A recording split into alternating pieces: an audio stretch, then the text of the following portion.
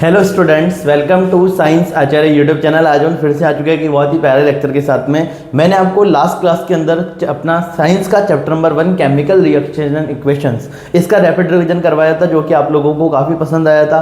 बहुत सारे बच्चों की डिमांड थी कि सर और भी रैपिड रिवीजन लेके आओ, तो मैं आज लेके आ चुका हूँ चैप्टर नंबर 2 जो अपना क्लास 10 साइंस का है, जिसका नाम है एसिड्स बेसिस एंड सॉल्ट। एक और बात, एक बच्चे का ये भी कॉमेंट था, सर लाइट का रैपिड रिवीजन लेके आओ। तो देखो, मैं आप लोगों के लिए लाइट का पहले वन शॉट लेके आने वाला हूं, जो 2 घंटे में अपन कंप्लीट चैप्टर खत्म करेंगे लाइट का। उसके बाद अपन लाइट का रैपिड रिवीजन भी करेंगे, और एक वीडियो लेक्चर में मैं आपको लाइट के मोस्ट इंपॉर्टेंट न्यूमेरिकल जो है वो भी करवाने वाला हूं।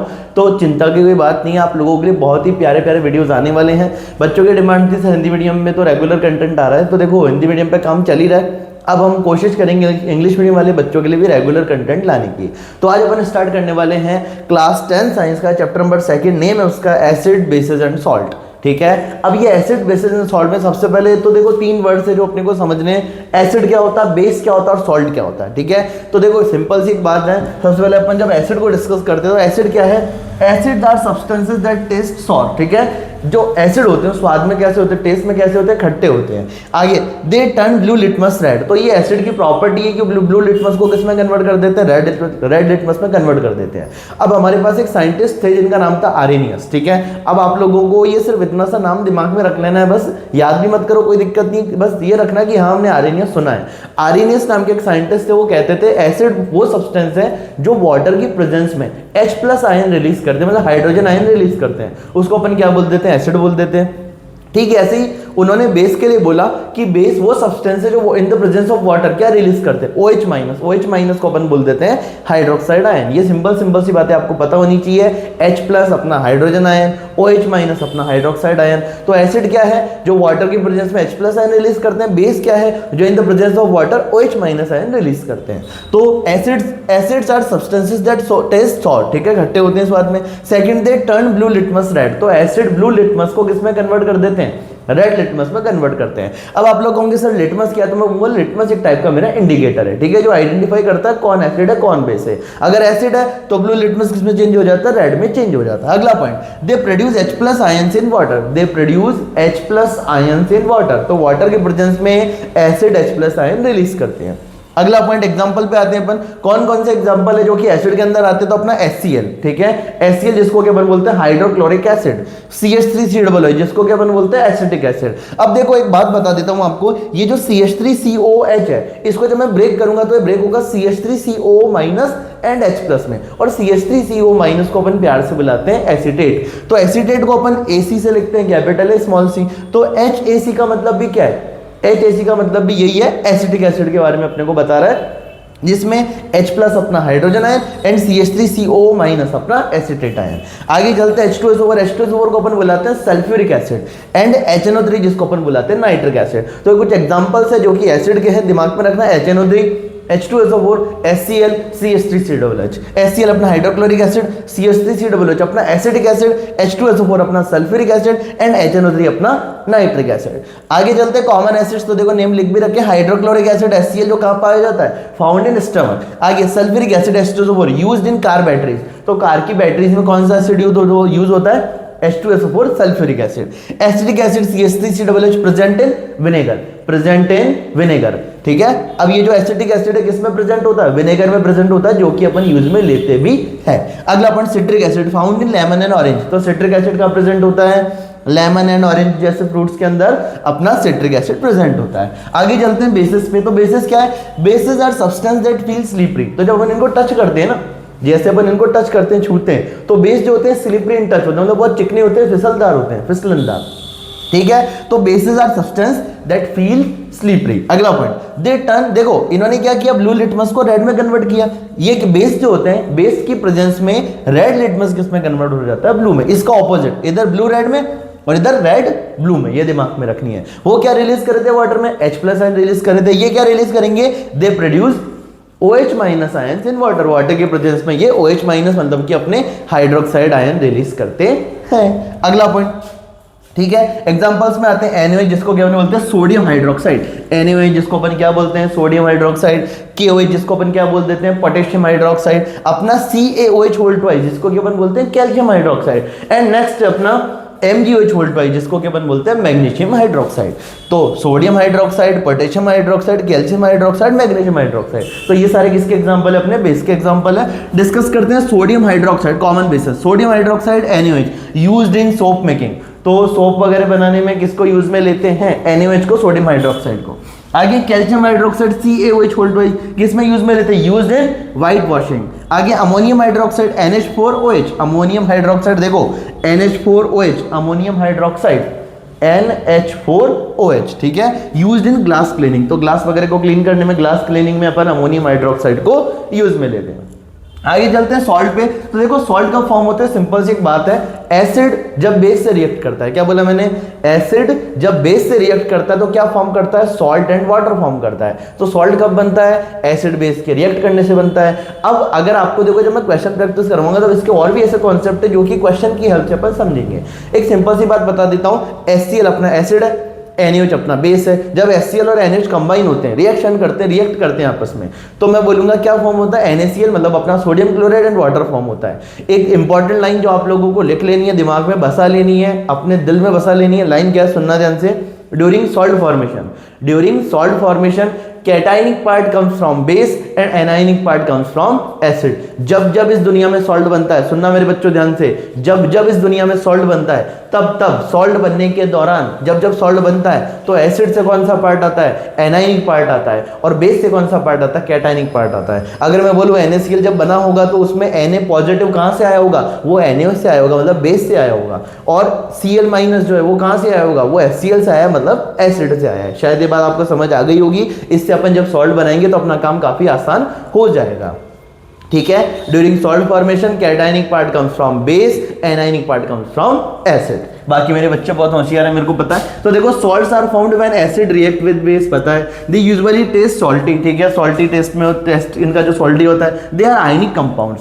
अब आप लोग बोलोगे सर ये आयनिक कंपाउंड्स क्या होते हैं? तो मैं कहूंगा जो क्या है, क्या प्रोड्यूस करते हैं? जो आयंस प्रोड्यूस करते हैं, जो किससे फॉर्म होते हैं? आयन से फॉर्म होते हैं। जैसे NaCl किससे फॉर्म हुआ है? Na प्लस और Cl माइनस। Na के ऊपर +1 चार्ज था, Cl के ऊपर -1 चार्ज था, +1 और -1 कंबाइन हो गए तो ओवरऑल अपने को चार्ज कोई भी नजर नहीं आएगा। और क्या बन गया? अपना NaCl बन गया।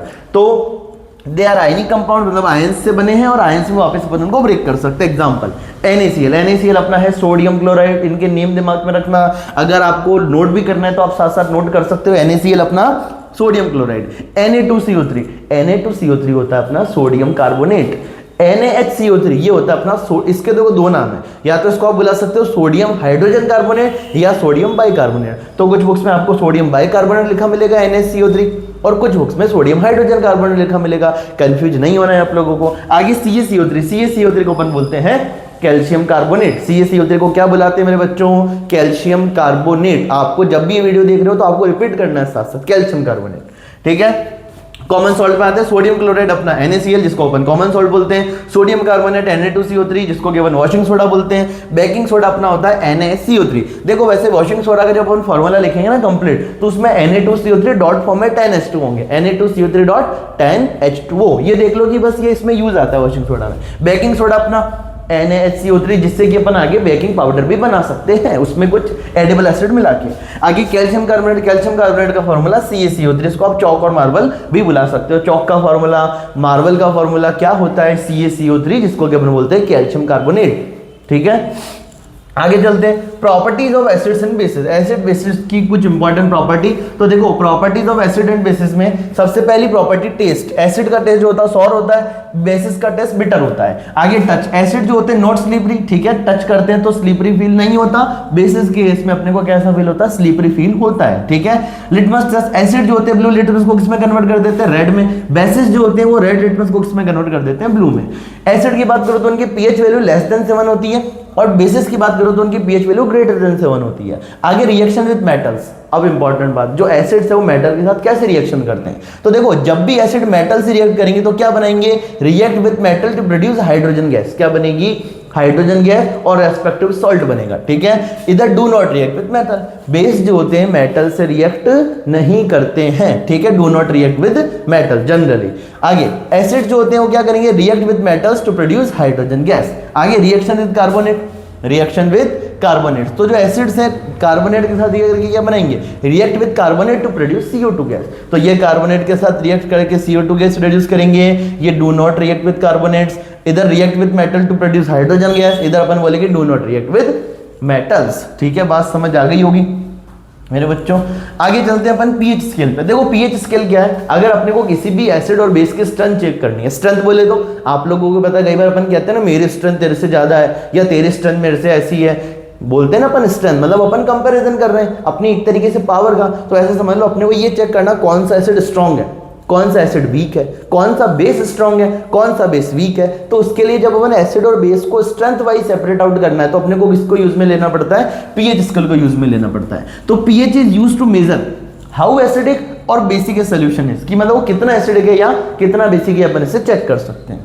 अब देखो सिंपल सी बात, पीएच स्केल की रेंज कहां से होती है, pH scale ranges from 0 to 14, 0 से लेकर 14 तक की इसकी रेंज होती है। pH लेस देन 7 तो उस सॉल्यूशन को अपन क्या बोल देंगे, acidic solution. pH is equal to 7 तो उसको अपन बोल देंगे न्यूट्रल सॉल्यूशन, या pH ग्रेटर देन 7 तो उसको अपन बोल देंगे बेसिक। तो देखो सिंपल सी बात है, 7 वाला न्यूट्रल होता है। अपन जैसे 7 से 6 5 4 3 2 1 और 0 की तरफ मूव करेंगे एसिडिक स्ट्रेंथ इंक्रीज होगी, मतलब कि 0 वाला स्ट्रॉन्ग एसिड में आएगा और 6 वाला वीक एसिड में आएगा। शायद ये बात आपको समझ आ गई होगी। इसका मतलब जब मैं 7 से 0 की तरफ मूव करूंगा तो मेरी एसिडिक स्ट्रेंथ बढ़ेगी, मेरे जो एसिड की पावर है वो क्या होगी, बढ़ती जाएगी।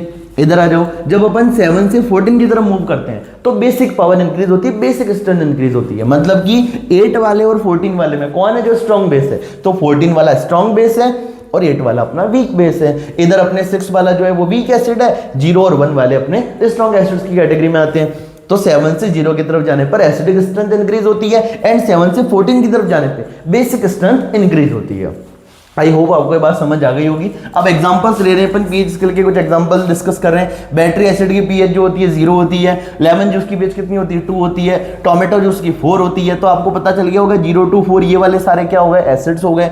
7 जो अपना प्योर वाटर होता है, प्योर वाटर की पीएच क्या होती है 7 होती है, न्यूट्रल होता है वो। बेकिंग सोडा सॉल्यूशन 9 है पीएच, सोप सॉल्यूशन की पीएच 11 है, और sodium hydroxide solution, sodium hydroxide solution बोले तो NaOH सॉल्यूशन, उसकी पीएच कितनी होती है 14 होती है। तो मेरे को बताओ 9 11 एंड 14 आप लोगों को गवर्नमेंट में आंसर करना है। 9 11 एंड 14 वाले मतलब कि मेरे baking soda solution, soap solution और सोडियम हाइड्रोक्साइड सॉल्यूशन जो कि जिनकी पीएच 9 11 एंड 14 है, तो आपको आंसर करना है कि ये कैसे है नेचर में, एसिडिक है, बेसिक है या न्यूट्रल है। जल्दी से जाओ कमेंट में आंसर करो, एसिडिक है, बेसिक है या न्यूट्रल है, बता रखा मैंने आप लोगों को।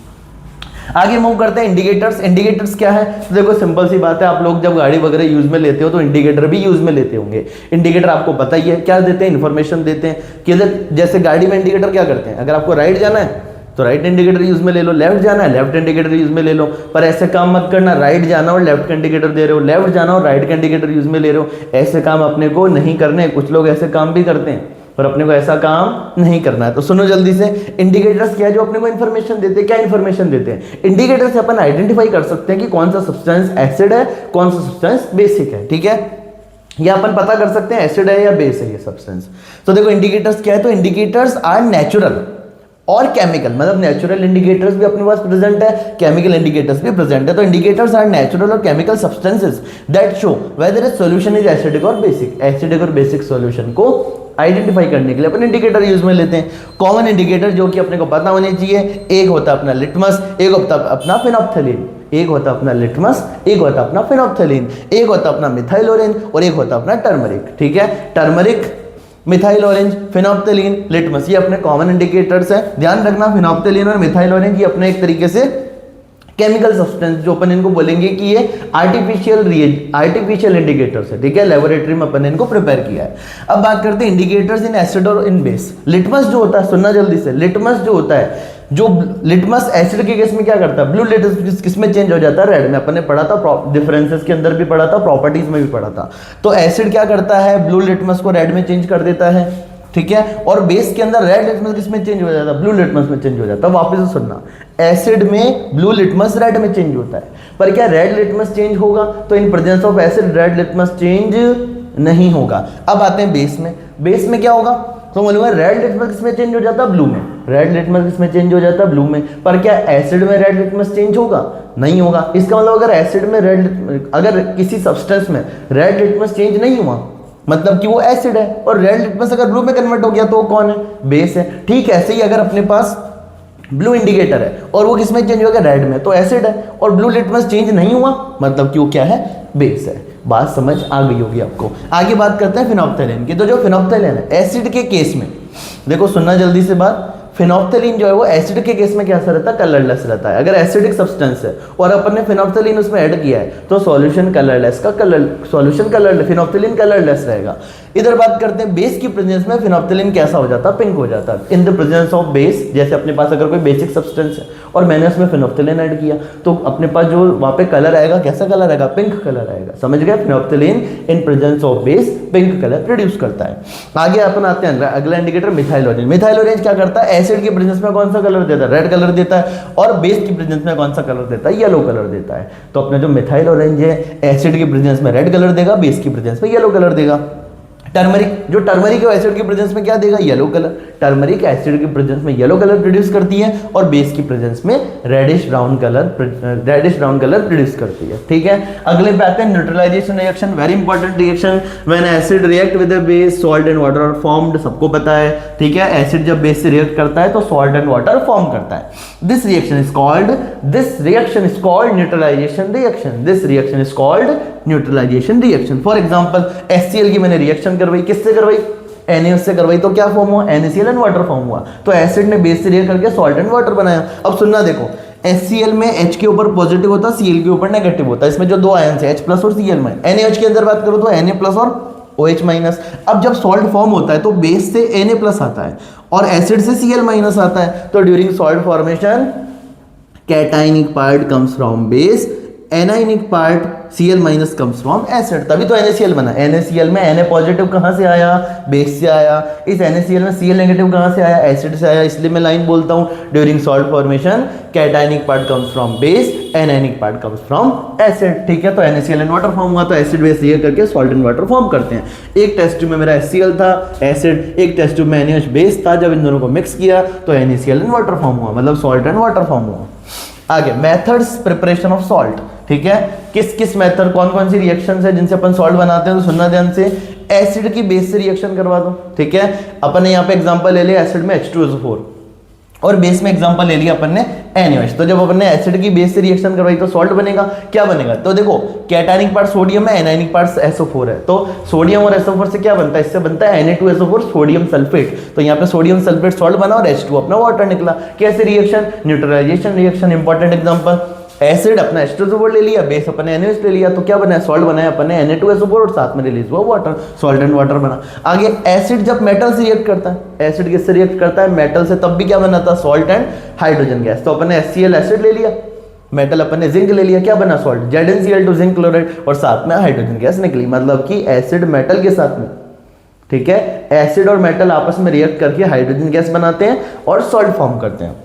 आगे आओ, एसिड मेटल कार्बोनेट या मेटल बाइकार्बोनेट के साथ में, वही मेटल कार्बोनेट या metal hydrogen carbonate. Metal hydrogen carbonate का अनदर नेम मेटल बाइकार्बोनेट। तो एसिड मेटल कार्बोनेट या मेटल बाइकार्बोनेट के साथ रिएक्ट करके क्या बनाते हैं, एक तो बनाते हैं सॉल्ट। जैसे HCl की Na2CO3 से रिएक्शन करवाई तो यहाँ पे सोडियम और Cl, इधर सोडियम और इधर क्लोरीन, इन्होंने मिलकर NaCl बना लिया। पीछे बना अपना H2CO3 कार्बोनिक एसिड।